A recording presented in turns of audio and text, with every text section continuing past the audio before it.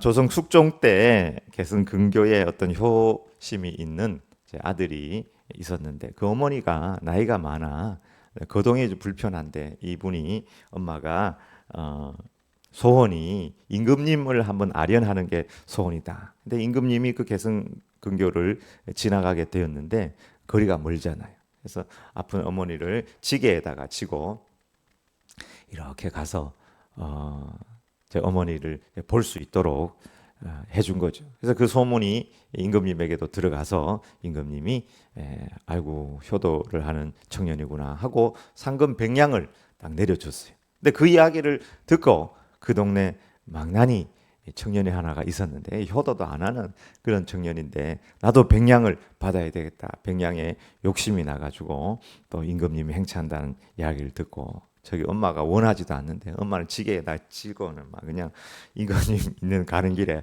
앞에 탁 해가지고 임금님을 저 임금님이다 하고 이제 아련하도록 이제 한 것입니다. 그래서 마을 고을한테 저 청년도 효심이 많은 청년인가 물어보니까 저 청년은 유명한 망난입니다. 불효하는 청년인데 오늘 상금을 받고 싶어가지고 이야기를 듣고 자기 어머니를 저렇게 모시고 왔는데 본때를 보여줘야 될 것 같습니다. 그러니까 숙종 임금이 효도는 흉내만 내도 아름다운 것이요 하면서 그 청년에게도 백냥을 주시오. 그렇게 해서 상금을 내렸다는 것입니다. 그래서 그 청년이 이후에 우리말로 회개를 하고 어머님을 잘 모셨다는 이야기가 왕조실록에 이렇게 기록되어 있다고 합니다.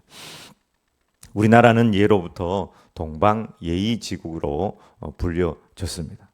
효도를 잘하는 나라. 이 동방예의지국이라는 예를 잘 지키는 나라의 가장 근본이 되는 것이 있다면 그것은 바로 효입니다.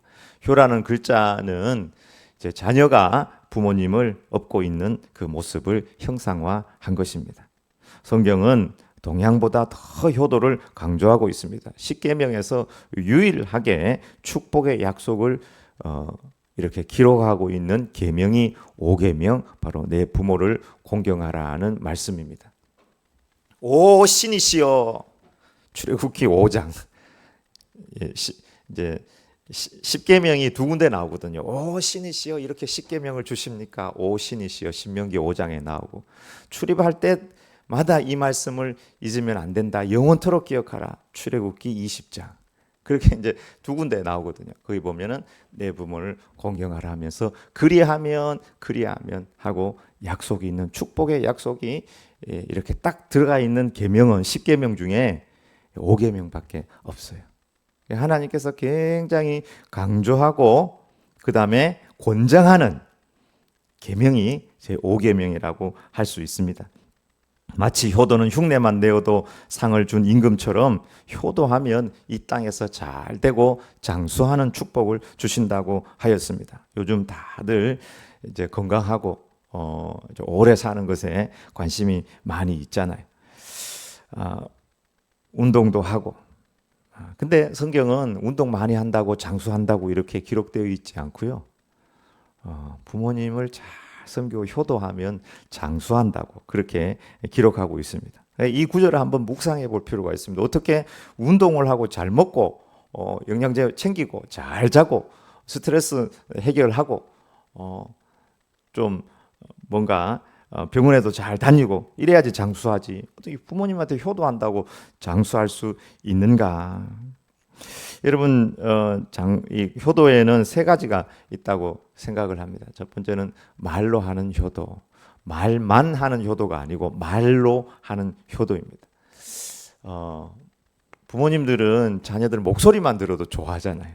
이게 이제 다 부모님들이신데 애들이 어디 멀리 가 있다가도 먼저 전화를 해가지고 엄마 나야 하고 엄마 목소리 듣고 싶었어 이렇게 이야기하면 목소리 듣고 싶었다 그러면 눈물이 주르륵 날 거 아니에요.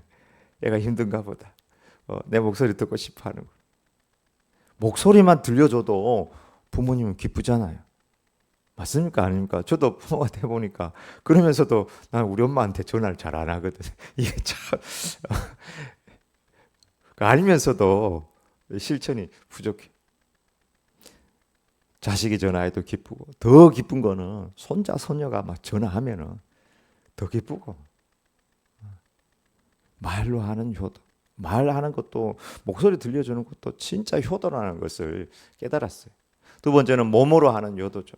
어깨를 주물러주고 손을 잡아주고 안아주고, 물질이 있으면 물질로 섬기고, 선물 드리고, 목욕탕 가서 등미로 드리고, 물질로 몸으로 섬기는 효도가 있습니다. 그다음 무엇보다도 마음으로 하는 효도입니다. 내가 건강이 부족하고 내가 물질이 부족하여도 내가 마음이 있으면, 부모님을 섬기고 싶은 마음이 있으면, 그것이 크든지 적든지 섬기는 마음, 이것이 효도할 수 있는 세 가지 종류 중에 하나입니다. 그런데 부모님이 가장 걱정하는 것이 무엇인가 하는 것을 생각해 보면 좋을 것 같아요. 부모님이 걱정하는 게 뭐냐? 자식이 왔는데 자식 얼굴이 영 안 좋아요. 영 걱정을 하고, 부모님 앞에서 뭘 자꾸 아프다고 그래.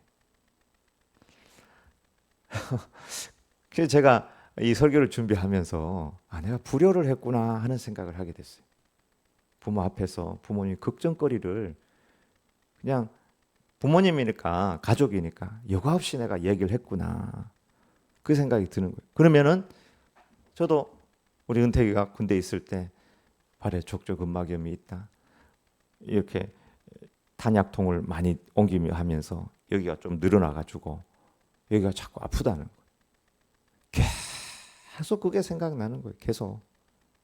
얘가 군생활 하는데 그 발바닥에 좀 걸으면 아프고, 이게 뭘 들면은 손목이 아프다. 야, 괜찮나? 괜찮나? 병원 갔다 왔나? 늘 생각하는 거예요. 근데 그거는 군대에 있으면서 좀 무리해서 그런 거, 나오니까 이제 싹 좋아졌는데, 그게 늘 마음에 있는 거예요. 부모는 자식이 아프다고 그러고 이렇게 하면 그게 안 좋고 하면 늘 마음에 있는 거예요. 그래서 효도하는 마음은 부모님을 생각하는 마음이니까, 부모님에게 내 걱정을 드리면 안 되지 하면서 열심히 운동도 하고, 염색도 하고, 세수도 잘하고, 일찍 자고, 부모님한테 건강한 모습, 잘 되는 모습 보여줘야지. 그런 마음, 그렇게 살아가면 여러분 왜 땅에서 잘 되고 장수하지 않겠습니까? 거기다가 하나님께서 복 주시겠다고 하셨으니까 잘 될 수밖에 없겠죠. 효도하면 모두가 좋습니다. 부모님이 좋고, 효도하는 자녀들이 좋고, 그걸 지켜보는 손자 손녀들까지 다 좋은 것입니다. 늘 듣는 말씀이지만 다시 한번 어버이 주일에 주시는 하나님의 말씀에 귀를 기울이기를 원합니다. 첫 번째, 부모님에게 순종하고 공경하라 하였습니다. 다 같이 읽어보겠습니다. 자녀들아, 주 안에서 너희 부모에게 순종하라. 이것이 옳으니라. 내 아버지와 어머니를 공경하라. 이것은 약속이 있는 첫 계명이니 이로써 내가 잘되고 땅에서 장수하리라. 우리는 그 나이가 들어도 또 부모이지만 동시에 하나님 앞에서 자녀이기도 합니다. 육신의 부모님께 순종하고 공경하고, 또 하늘 아버지께 순종하고 공경해야 할 것입니다. 아무리 세월이 지나고 여러 가지 가치관이 변화된다 할지라도 부모님께 순종하고 부모님을 공경하는 일은 옳은 일이라고 말씀하고 있습니다. 이 옳다는 말은 마땅하다, 당연하다, 순리이다, 질서이다, 그런 뜻입니다. 세상에 나를 낳아주시고 사랑해주시고 손발이 다 닳도록 그렇게 뒷바라지 해주신 분을 공경하지 않는다면 도대체 누구에게 순종하고 누구를 공경하고 어떤 일을 하는 것이 옳은 일이고 정의입니까? 학교에서 도덕은 왜 배우고, 바른 생활은 왜 배우고, 수학은 왜 배우고, 영어는 왜 배우고, 역사 공부는 왜 하는 것일까요? 부모님에게 순종하고 부모님을 공경하는 그것이 윤리이고 도덕이고 수학이고 과학이고, 그것이 역사이고, 그것이 마땅한 것이고 당연한 것이고 순리인데, 이거는 하지 않으면서 수학 공부, 영어 공부한다고. 예수님은 사람의 계명으로 효도하지 않는 그 바리새인과 서기관들을 향해서 너희가 하나님의 계명을 사람의 계명으로 바꿔 버렸다 하면서 고르반 하면 다 되는 줄 아느냐 하면서 그 효도하지 않는 것을 지적하였습니다. 고르반 하나님께 드린 바 되었다. 하나님 앞에 헌금한다고 부모님 섬길 돈 없습니다. 예수님께서 뭐라고 가르치시냐면 헌금해가지고 하나님 앞 부모님 섬길 돈 없으면 헌금하지 마라. 부모님 섬겨라. 이것이 예수님의 가르침입니다. 부모님 섬겨야지. 하늘 아버지는 섬길 돈이 없어. 예수님 가르침이니까. 이러면서 또 욕심으로 그렇게 하는 것도 잘못이겠죠. 그 정도로 예수님께서 부모님 섬기는 것에 대해서 강조하셨습니다. 효도의 계명이 땅에서 잘되고 장수하는 축복을 주신 반면 불효할 때의 성경을 보면 중징계도 그렇게 언급하고 있습니다. 마가복음에 나온 거죠. 예수님께서 고르반 하신 장면입니다. 다 같이 읽어보겠습니다. 모세는 내 부모를 공경하라 하고 또 아버지나 어머니를 모욕하는 자는 죽임을 당하리라 하였거늘 너희는 이르되 사람이 아버지에게나 어머니에게나 말하기를 내가 드려 유익하게 할 것이 고르반 곧 하나님께 드림이 되었다고 하기만 하면 그만이라 하고 하나님께 드리게 되어서 부모님께 드릴 게 없습니다 하면은 고르반 이거 하나님 겁니다. 고르반 하면 끝장 나느냐. 모세는 자기 부모에게 잘못하면은 죽이라고 했다는데 잘못된 신앙을 효도를 언급하면서 지적한 거예요. 또 레위기 20장 9절입니다. 다 같이 읽어보겠습니다. 만일 누구든지 자기의 아버지나 어머니를 저주하는 자는 반드시 죽일지니 그가 자기의 아버지나 어머니를 저주하였은즉 그의 피가 자기에게로 돌아가리라. 끔찍하고 무서운 말씀이죠. 저주한다는 말은 이제 히브리어로 칼날이라는 말인데 칼날같이 부모를 저주하고 막 찌르고 한다는 말인데 그 원래 의미는 가볍게 여기다, 경멸히 여기다 혹은 무게를 경감시킨다 그런 말입니다. 이렇게 부모를 업신여기고 멸시하는 행동에는 중징계가 성경에 기록이 되어 있습니다. 물론 이 말씀은 한 번 실수한다고 해가지고 자녀를 죽이라 하는 그런 말씀은 아닙니다. 범사에 부모를 업신여기고 불순종하는 폐륜나 계속해서 부모에게 불순종하고 불효하는 그 자식은 반드시 징계하라 하는 말씀입니다. 우리는 하나님의 자녀로서 또 부모님의 자녀로서 우리는 순종하고 공경해야 되는 것이 마땅하고 당연하고 순리인 것을 꼭 기억해야 합니다. 요셉은 아버지 야곱이 너 형들 양치는데 갔다 와라 이렇게 이야기했는데 세계인 가니까 없으면 쫀쫀 돌아와가지고 없던데요 이렇게 하면 끝나는데 저 도단까지 또 따라간 거예요. 가서 그래가지고 아버지 말씀에 순종하다가 어떻게 된 거예요? 이집트로 노예로 팔려간 거예요. 아버지 말씀에 순종하는 요셉은 이스라엘의 총리가 될 수 있는 자질을 가졌고 하나님께서 그렇게 인도하셨습니다.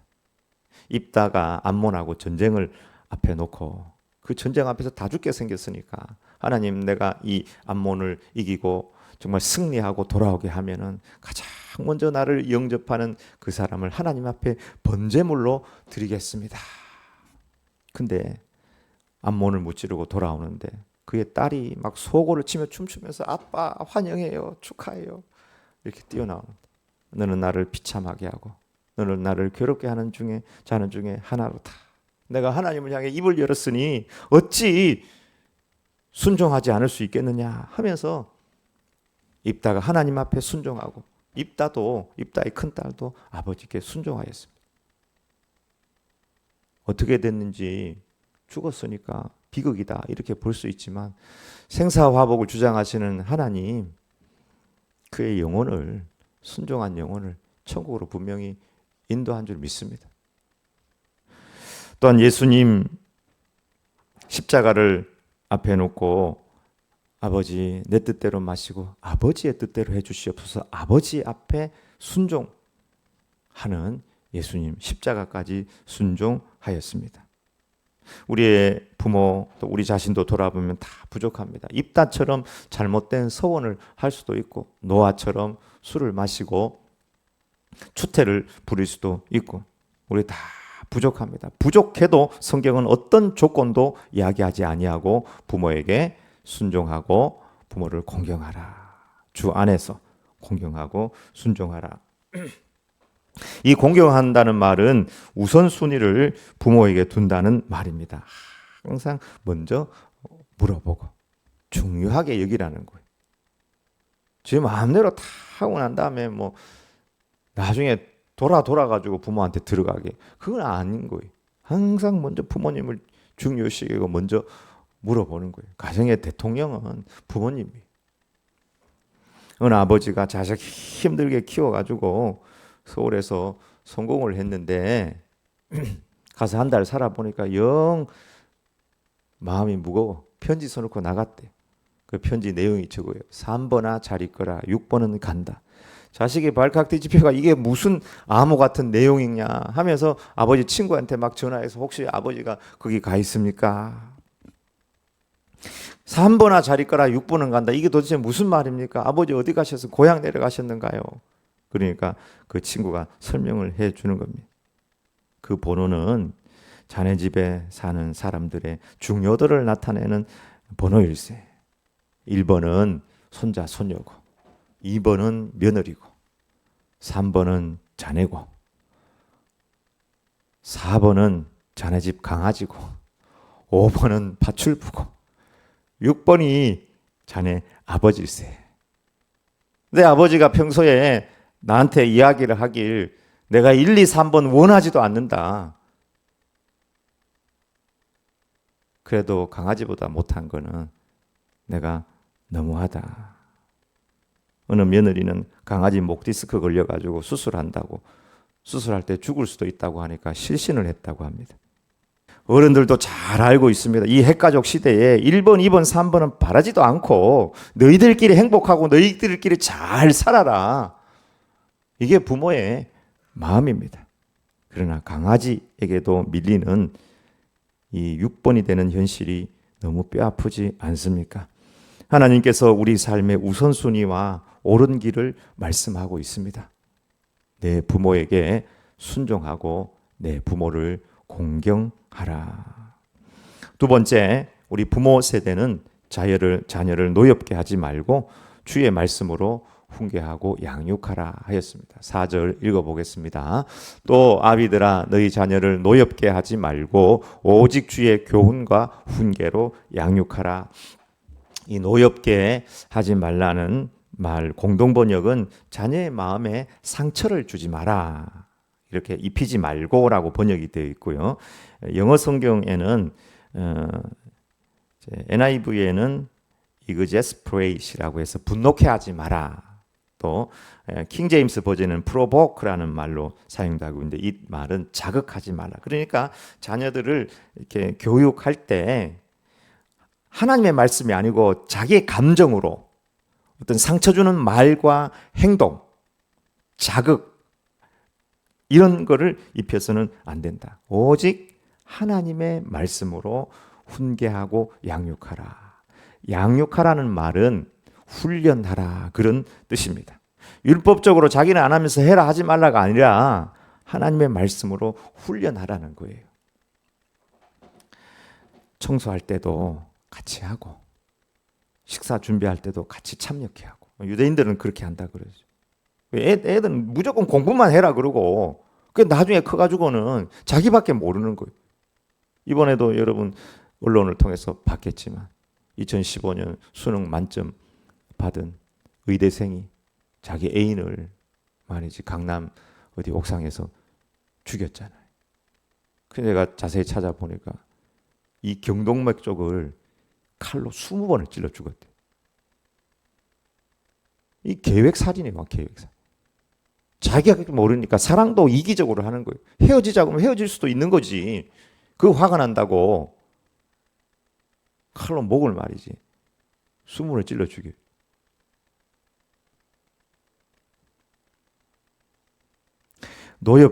아이들이 노엽게 되는 경우, 비합리적인 요구, 권위의 남용, 권위를 가지고 막 쥐고 누르는 거죠. 과도한 징계와 규율, 조그만 거 잘못했는데 전후좌우 살피지 않고 과도하게 징계하고 막 규율을 정해가지고 6시까지 들어와 이러고 막. 그다음 언행불일치, 가르치는데 아빠 엄마는 보면은 말이 앞다 뒤가 다 달라. 그럼 이 자녀 안에 분노가 생기고 화가 생기는 것이죠. 자녀들이 노여워할 수도 있다는 거예요. 자, 우리는 자녀이면서 또한 동시에 부모이기도 한데, 이런 부모의 모습을 보면 우리 어떻게 하면 좋을까요? 이런 부모의 모습을 보면 저기저 서놨습니다. 우리가 우리를 노엽게 하는, 우리도 다른 사람을 노엽게 할 수 있고 우리도 노여움을 받을 수도 있잖아요. 그때 여러분 꼭 생각하셔야 됩니다. 이런 믿음의 중심을 딱 세우고 예수님을 바라봐야 됩니다. 믿음의 주여 또 온전케 하시는 이인 예수님을 바라보자. 그러면은 그 자녀는 복 받습니다. 우리를 노엽게 하고 우리를 걸리게 하는 그것이 우리의 정말 걸림돌이 된다면, 그걸 뛰어넘지 못하면 거기서 끝이에요. 저 누워서 자빠져 자는 사람이 누구냐 하면 노아예요. 노아. 우리 믿음의 선조 노아도 술 처먹고 저렇게 자빠져 잘 때 빨가벗고 잤어요. 근데 그 둘째 아들 함이, 저 그림 중에 둘째가 누구겠어요? 중간에 있는 사람. 중간에. 아버지를 쳐다보고 있죠. 저 함이 아버지 술 먹고 자빠져 저 치부를 드러내고 자고 있다. 한 가봐라. 딱 여기까지. 근데 셈과 야벳은 자기 옷을 벗어가지고 뒷걸음질을 치고 아버지를 덮어줬다는 거예요. 저 그림 보면은 보지도 않죠. 큰아들과 막내는 보지도 않아요. 지적하지도 않아요. 근데 그걸로 끝이.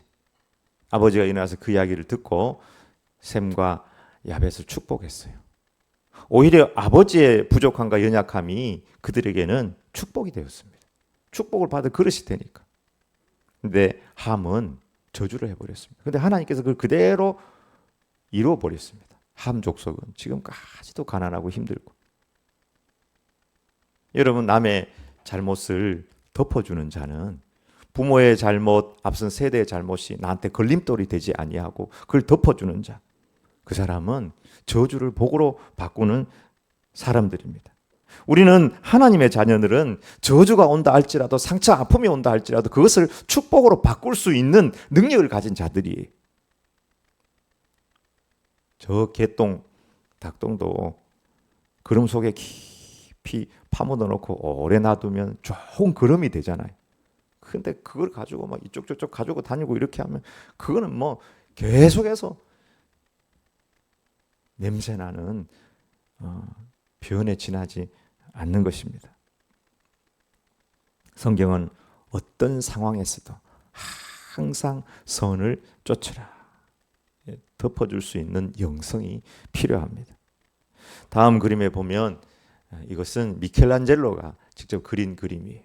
시스티나 성당 천장에다가, 저 천장에다가 그림을 그려놓은 거예요. 아버지가 이제 술 먹고 자는 거예요. 저 그림하고 아까 앞에 본 그림하고 공통점이 뭔가, 두 그림에 자세히 보면 공통점이 역시 지적하고 안 보는 거예요. 셈과 야벳은 안 쳐다보고 확인 안 하고, 그리고 지적도 안 해요. 이렇게 보지도 않아요. 보지도 않고 확인하지도 않고 덮어주기만 해요. 덮어주는 영성, 이것이 모든 저주를, 상처를 축복으로 만들 줄 믿습니다. 여러분, 우리 안에 얼마나 많은 상처와 아픔과 노여움들이 있습니까?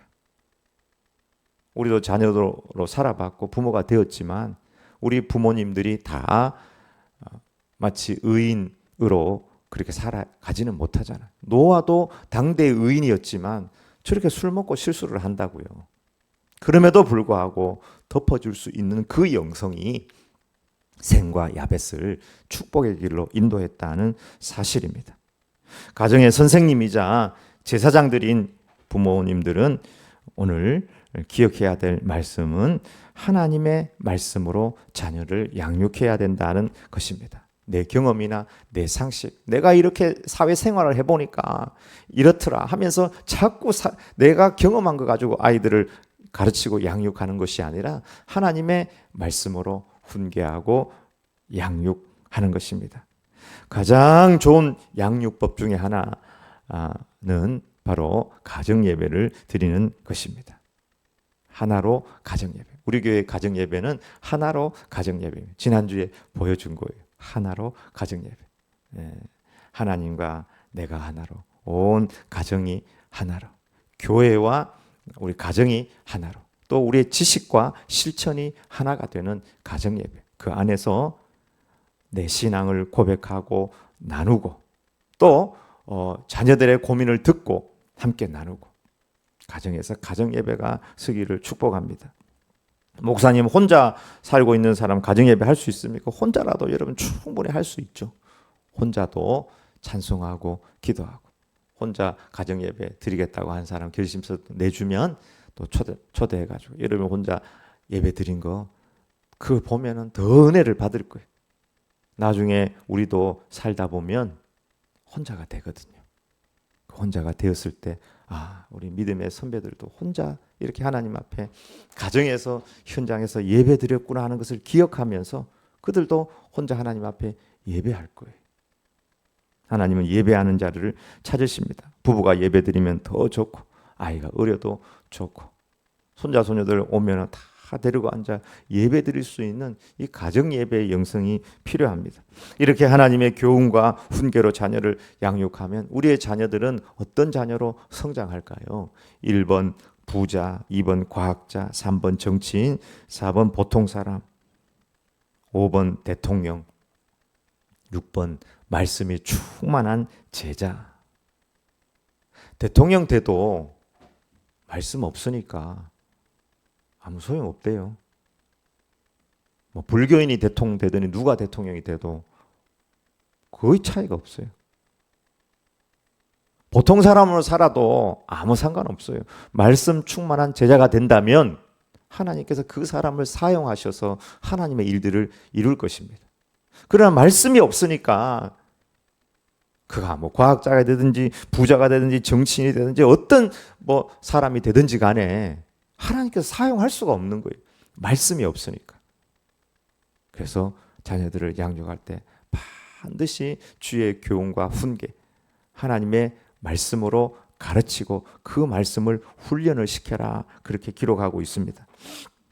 구약의 지상명령 성취는 자녀에게 부지런히 가르치라는 말씀입니다. 이스라엘아 들으라. 우리 하나님 여호와는 오직 유일한 여호와시니 너는 마음을 다하고 뜻을 다하고 힘을 다하여 내 하나님 여호와를 사랑하라. 오늘 내가 내게 명하는 이 말씀을 너는 마음에 새기고 내 자녀에게 부지런히 가르치며 집에 앉았을 때든지 길을 갈 때든지 누워 있을 때든지 일어날 때든지 이 말씀을 강론할 것이며 너는 또 그것을 내 손목에 메어 기호로 삼으며 미간에 붙여 표로 삼고 또 내 집 문설주와 바깥문에 기록할지니라.